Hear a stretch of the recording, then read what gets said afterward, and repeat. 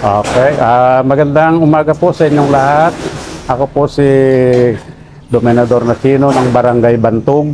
At nandito ako ngayon sa radyo natin Gimba upang humingi ng tulong at ipaalam sa aking mga kababayan ang tungkol sa isang problema na aking nilalakad ngayon. Tungkol po ito dun sa pagbabayad ng bill sa tubig sa pamana na kahapon ay nanggaling ako at hinahabol ko na sana ay maalis yung 12% VAT na nakasaad sa Republic Act number 9994 sa senior citizens privileges and benefits. Ang sabi po sa pamana ay inalis na nila yung kailangang alisin at yun po yung 5% lang na tinanggal nila doon sa bayarin.